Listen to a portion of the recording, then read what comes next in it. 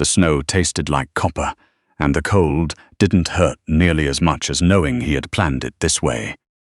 Nola Pemberton lay half on the gravel shoulder and half on the ice-slicked pavement of Lakeshore Boulevard, her cheek against the road, the January gale off Lake Ontario cutting through what remained of her wine-red wrap dress like it wasn't fabric at all. She could hear the Gardiner Expressway humming somewhere above her, and beyond it, the frozen silence of the lake. No cars, no voices, nothing but blowing snow and the distant ghost of red taillights that had already vanished into the dark. Wade had not looked back. She tried to move her right arm and felt a bloom of white agony from her shoulder to her fingertips.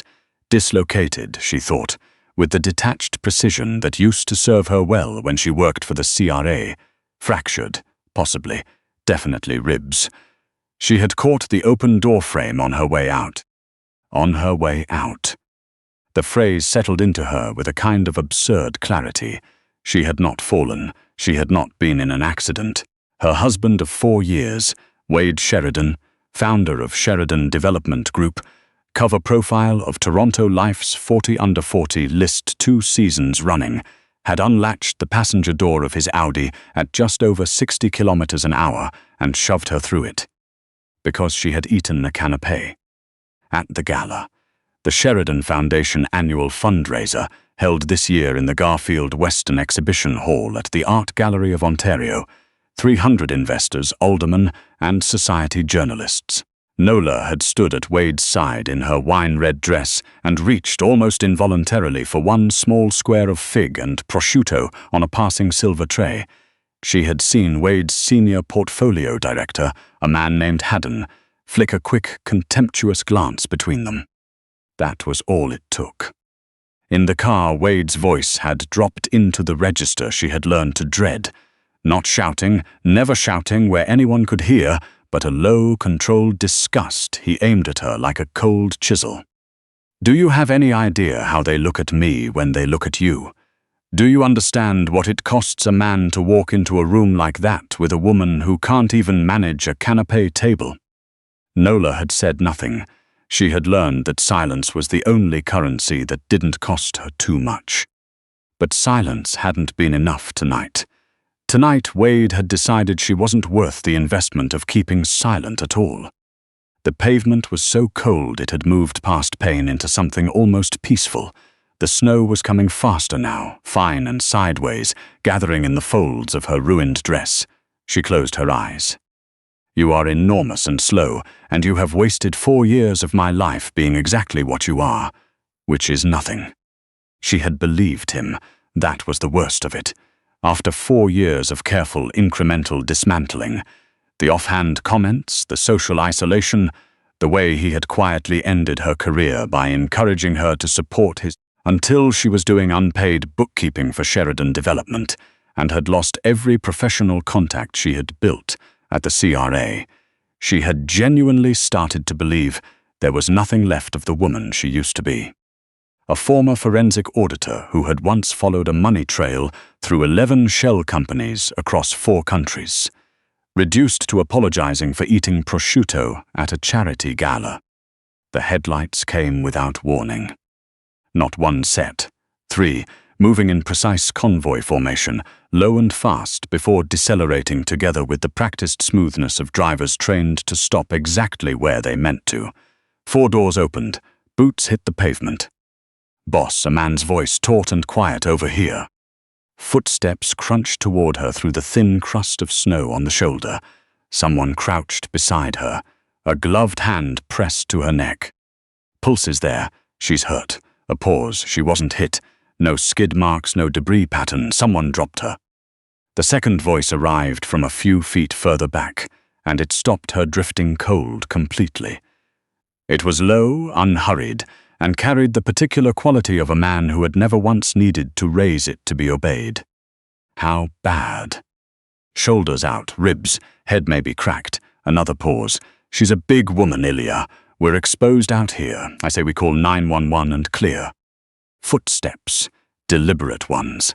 The crouching man moved aside and the shadow that replaced him blocked the wind entirely. Nola forced her left eye open. The man standing over her was not what she would have imagined if someone had told her beforehand that the head of the Kazakov organization, the network that had quietly controlled the flow of money, property, and political pressure across the Eastern Ontario corridor for 15 years, would one day stand on Lakeshore Boulevard at 2 in the morning looking down at her in a ruined dress. She would have imagined something that announced itself, something louder. Ilya Kazakov was perhaps 40, broad-shouldered inside a charcoal overcoat that the wind seemed not to touch, dark hair close-cut, a face that was all geometry, hard jaw, straight nose, cheekbones like something carved, and eyes of a grey so pale they looked silver under the sodium glow of the elevated expressway. He was looking at her, the way a man looks at a problem he is deciding whether to solve. Then his eyes moved to the side of her face, the place where Wade's ring had connected just before the door opened. Something in those pale eyes went very still. "She comes with us," Ilya said. "Ilya." I didn't ask. He shrugged off his overcoat without drama and crouched beside her, laying the heavy wool over her body in one clean motion. It smelled of cedar and cold air and something faintly resinous, like a room where decisions were made and kept. He slid one arm under her knees and the other behind her back. "Don't," Nola rasped. Her voice came out worse than she expected. "You can't. I'm too—" "Lie still," he said. "Breathe out." He lifted her. She braced herself for the grunt of effort, the readjustment, the moment when she would become a logistical problem to be negotiated. She had been a logistical problem for so long she had stopped expecting anything else. Ilya Kazakov stood without effort. He held her as if she were cargo he was handling carefully, not because she was heavy, but because she was damaged, and there was a complete absence of complaint in it. No performance, no comment. He simply carried her to the rear door of the second vehicle, lowered himself in beside her, and said one word to the driver. "Grimsby." She was unconscious before they reached the on-ramp. She woke to white ceilings, the smell of antiseptic and beeswax, and a pain in her shoulder that had been reduced from a scream to a manageable thesis statement. A woman in a grey turtleneck sat in the corner reading something on a tablet. The equipment around the bed was entirely real, an IV line, a monitor, a neat bank of medical supplies that spoke to serious resources. The room had the proportions of a bedroom in a very large, very old house. The ceiling moldings were 100 years old at least. "You're in Grimsby," the woman said without looking up. "You've been out for 18 hours. The doctor will be in shortly." The doctor, a compact man with steady hands, confirmed what she had already self-diagnosed. Dislocated right shoulder, reduced successfully, 2 cracked ribs, a concussion. He told her she was fortunate with the cool clinical directness of a man who had seen worse outcomes and simply reported them. Ilya came an hour later. He was dressed differently now, dark trousers, an open-collared shirt, no tie. He sat in the chair across from her bed and looked at her without preamble. "Nola Pemberton," he said, "née Nola Ewan, former forensic auditor, Sierra Special Investigations, 7 years. Left the position 4 years ago. Married Wade Sheridan 11 months after." She absorbed this without reacting. "You ran me." "While you were unconscious." "Yes." And I know exactly who your husband is." He leaned forward, forearms on his knees. "Wade Sheridan has been laundering money through Sheridan Development for 3 years. Not my money. The Surkoff network out of Hamilton. My rivals, significant ones. He borrowed capital from them to survive the interest rate collapse of 2022 and has been servicing the debt through inflated material costs on his Etobicoke projects.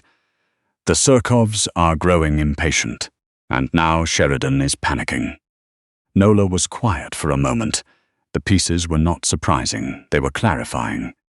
"He kept me away from the actual accounts," she said slowly. "I did the surface books, accounts receivable, vendor payments. He'd pull anything sensitive before I touched it." "I know." Ilya's pale eyes did not move from hers. "But you lived in that house. You know his systems, his patterns. You know where he stores things he wants kept quiet." What do you want?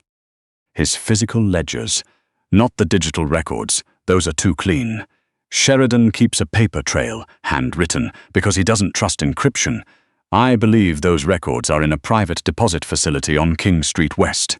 He paused. What I want is the evidence connecting his firm to the Surkov network, completely and irrefutably.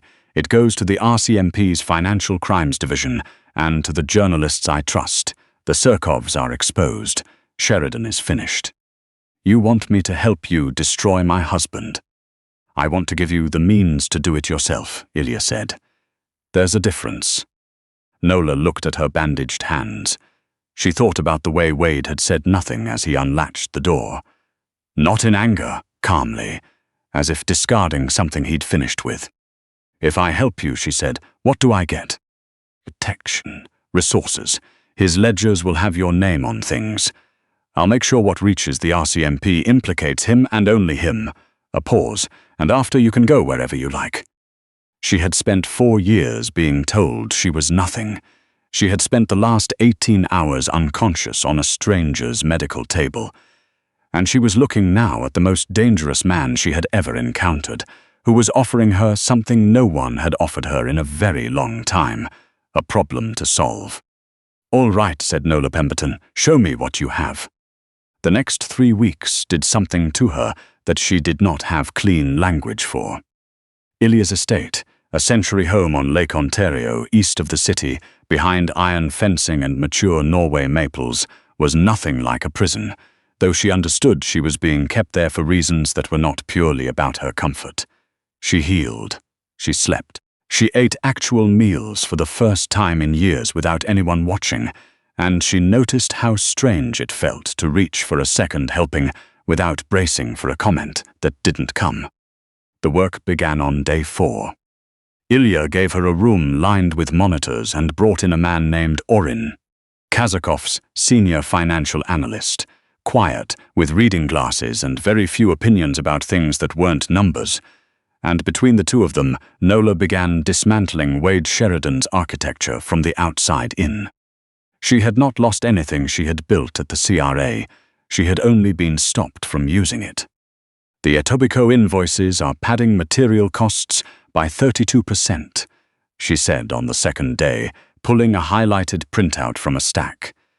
But the overpayment goes to a numbered company registered in Brantford that doesn't correspond to any licensed contractor in the province. She traced the routing with one finger. That Brantford company is a shell for another numbered company in Mississauga, which shares a registered agent with 4 other entities that all appear in the Sesakov network's publicly known corporate filings from 2019. Orin looked at her over his glasses. He said nothing. He turned back to his keyboard and began typing. Ilya came in at 9 that evening, as he did every evening. He stood at the edge of the room, tie loosened, and looked at what she had built across the wall of monitors. The Brantford shell, she said, not looking up. $800,000 moved through it in 18 months, all untaxed, all attributed to materials costs on the Queen West mixed-use project. She finally turned. Wade is meticulous about one thing.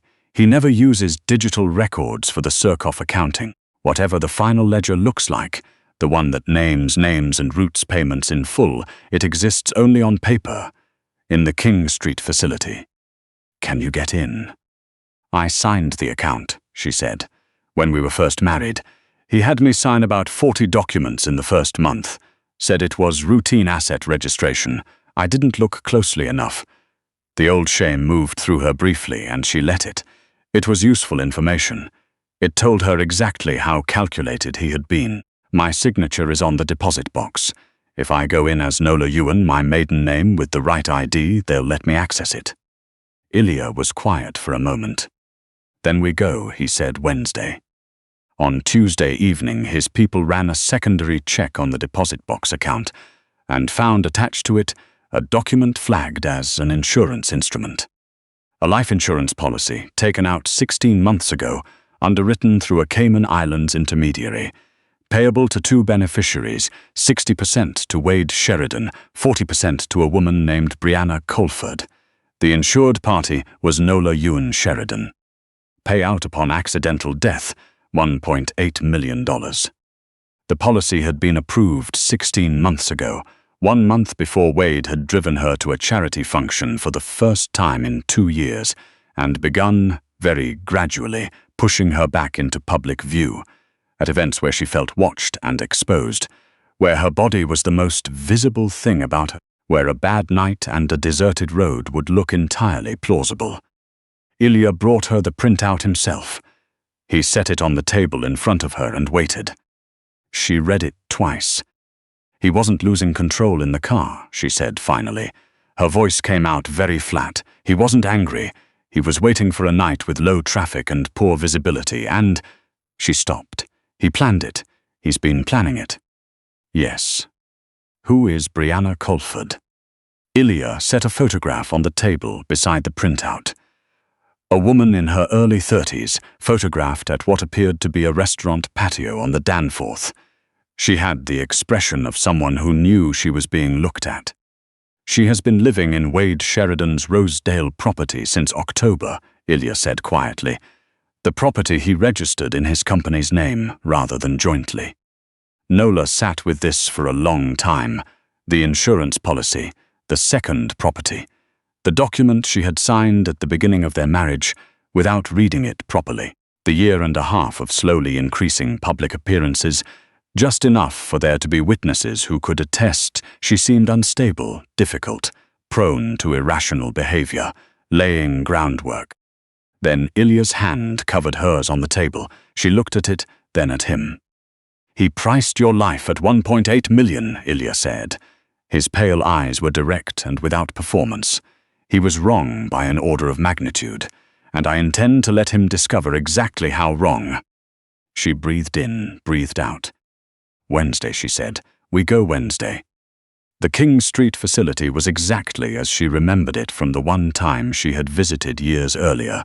Marble floors, the smell of conditioned air and document storage, the hushed transactional quiet of a place that handled other people's secrets for a fee. She wore a slate-grey coat that Ilya's people had brought in, structured shoulders, belted waist, the kind of cut that didn't apologize for her frame, but simply organized it with intention, and dark glasses that covered the last trace of bruising at her temple. She moved through the lobby at a pace she did not feel, which was the pace of a woman who had done this before and found it unremarkable. The attendant checked her ID, confirmed the account number, and led her without comment to a private room. Box 227. Inside 4 black ledgers, 3 flash drives, a manila envelope labeled Surkoff, Q1 Q2 in Wade's handwriting, which she would have recognized anywhere. She opened the first ledger and scanned 2 pages. It was all there, shell company names, routing numbers, material cost padding broken down by project, cash equivalent transfers, dates and signatures, Wade's signature consistently, Surkoff's network designations consistently. It was the work of someone who had convinced himself he was too intelligent to be caught, which meant he had been thorough but not paranoid. The trail was clear enough to follow and damning enough to end him. She packed it all into the bag. Then she opened the manila envelope and found, clipped to the correspondence, a second document she had not expected. A letter, handwritten, from Wade to a law firm in the Cayman Islands discussing the transfer of certain assets. Her late father's property in Prince Edward County, left specifically to her in his will, which Wade had somehow moved into a numbered company in advance of a change in family circumstances. Her father's land, the last thing she had from him. Nola stood very still in the private room for approximately 4 seconds. Then she folded the letter, put it in the bag with everything else, and walked out. In the lobby, one of Ilya's men caught her eye from the seating area and gave a small nod. She crossed toward him. A voice behind her said her name, not Nola Sheridan. It belonged to a man named Hurley, who worked as Wade's site manager and occasional errand runner, a man she had seen at the Sheridan offices 12 times, and who was now standing 6 feet away with an expression of genuine shock that was already curdling into calculation. He reached for his phone. He did not reach it. The black Mercedes that had been idling on King Street came over the curb in one precise motion, and Ilya Kazakov was on the pavement before the door had fully opened. He crossed the distance to Hurley in 3 steps. There was a very brief and quiet interaction. When it was over, Hurley was sitting on the pavement holding his wrist, and Ilya was walking toward her with the particular calm of someone who has resolved a problem and moved on from it entirely. He put his hand at the small of her back, not gripping, just present, and walked her to the car. Inside, she handed him the bag. He passed it to the front seat without opening it, and then he looked at her. "The Prince Edward County property," she said. He transferred it. "I know." Ilya held her gaze. "Orin found it yesterday. We've filed a challenge through a proxy firm already. The transfer will be reversed." She looked at him. "You didn't tell me. You had enough to carry into that building." A pause that was its own kind of answer. "It will be yours again by the end of the month." That evening, she learned that Wade's annual Sheridan Group investor reception was the following night. The Fairmont Royal York, 240 guests, including 3 city councillors, a federal MP, and the journalists who had photographed him looking bereft at a press conference 2 weeks earlier, when he had reported his wife missing and requested privacy to grieve. She looked at Ilya across the war room table. "I want to be there. I know. I want him to see me walk in. Yes. And I want the RCMP to have everything before we arrive." Ilya picked up his phone. "Orin has the package prepared. It goes to Inspector Lapointe at Financial Crimes at 10 tomorrow morning." He set the phone back down. "We arrive at 8. The dress was waiting in her room when she went up at 6. Deep burgundy velvet, floor length, with a structured bodice that fit the body she actually had, rather than a projected smaller version of it, and a long slit at the left side that was elegant rather than apologetic. Around the neck, a simple gold chain with a single pendant. Nothing that screamed, everything that said, "I have not been diminished." She stood before the mirror in the room she had slept in for 3 weeks and looked at herself for a long time. She remembered standing in the bathroom at the AJO Gala 11 days ago, looking at her reflection and trying to see herself through Wade's eyes because she had forgotten how to use her own. She remembered the texture of that failure, the way she had reached for the canapé, and instantly regretted it. The way she had spent the drive home trying to make herself smaller in the passenger seat of his car. The way smaller had not been enough.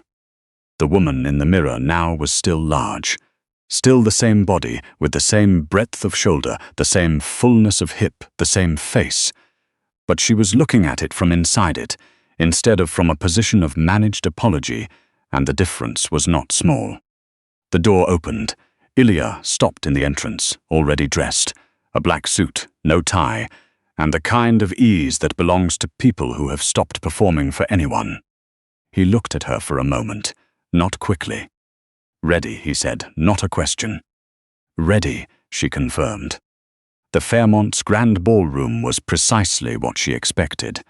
Chandelier light, the murmur of money and civic self-congratulation, waitstaff moving with professional invisibility through a crowd that had dressed to be noticed. At the center of it, with a glass of scotch and the expression of a man who had organized his grief into something photogenic, stood Wade Sheridan. He was talking to a city councillor, who was nodding with the attentiveness of someone who expected a check.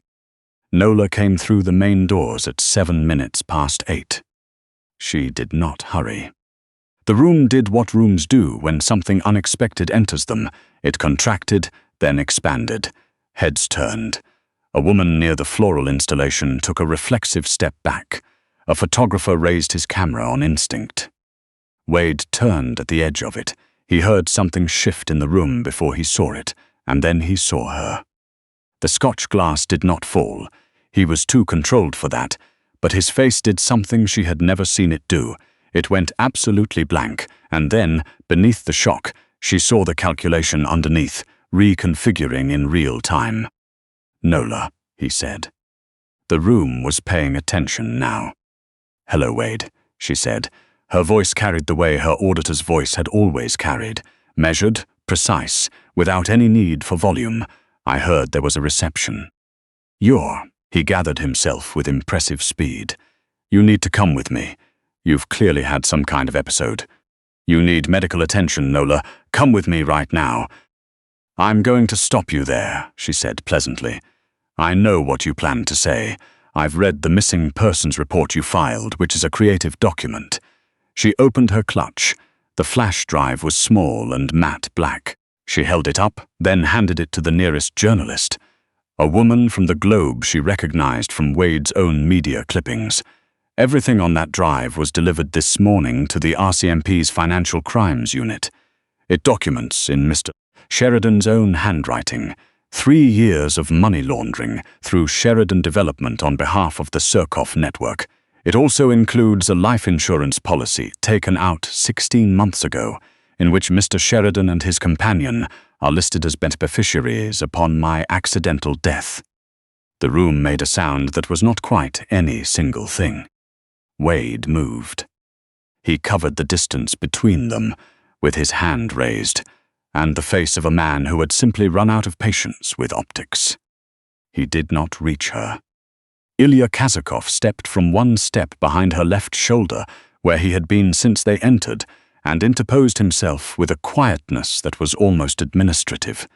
He caught Wade's wrist, not violently, there was no drama in it, and simply stopped it at the apex of its arc. Wade looked up at him.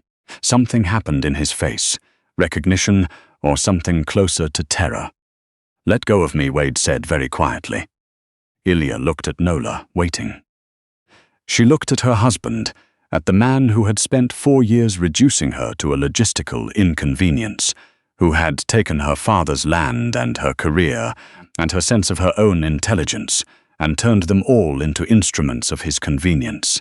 She looked at him for a long moment. "Let him go," she said. Ilya released the wrist. "He's not worth it," Nola said, "and he doesn't need your help to be finished." She held Wade's gaze one last time. "The RCMP will be here within the hour. I suggest you use the time to call someone you haven't yet alienated." She turned her back on Wade Sheridan. She turned it completely and did not look back. Behind her, she heard the first of many conversations beginning simultaneously. She heard Wade's voice, trying to manage something that had already moved past the point of management. She heard the Globe journalist speaking rapidly into her phone. She walked toward the exit, and Ilya walked beside her.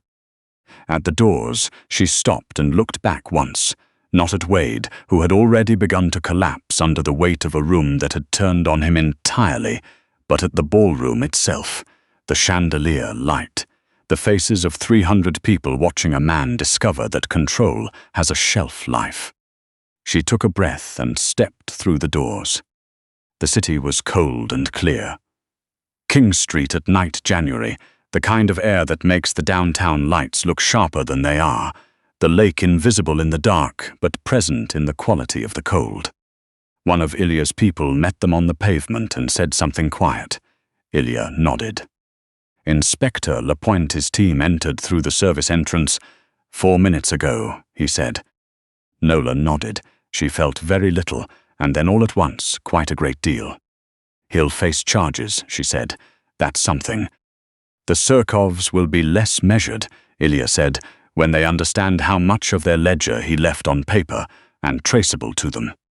She had thought about this. She had decided it was not her responsibility to resolve. The Prince Edward County property, she said. Back in your name by the 15th. He looked at her sideways. What will you do with it? She thought about the farmhouse on the lake, the way it looked in October when the maples turned. She had not been back since her father died, because Wade had found it inconvenient, and she had been, by then, so thoroughly convinced of her own inconvenience that she had simply agreed. I'm going to open it up, she said. Stay for a while. Figure out what I want to do next. Alone. She looked at him. He was looking at the street ahead, hands in his pockets, his profile sharp against the amber spill of a streetlight. She had watched him for 3 weeks in that house, the way he moved through his own world without apology, the way he had never once, in any interaction with her, looked at her body and found it wanting. She had been waiting for it. She had been so accustomed to the waiting that the absence of it had been its own slow revelation. "That depends," she said. Ilya Kazakov turned and looked at her. The look lasted long enough to mean something. "We'll discuss it," he said. Nola Pemberton, former forensic auditor, briefly discarded, recently resurrected, pulled the lapels of her grey coat close against the January cold and walked toward the car. She was not small, she was not quiet. She was not the version of herself that someone else had needed her to be in order to feel large. She was exactly what she had always been, before anyone tried to make her forget it, and she had the rest of her life, and a farmhouse on a lake, and a very long paper trail to prove it.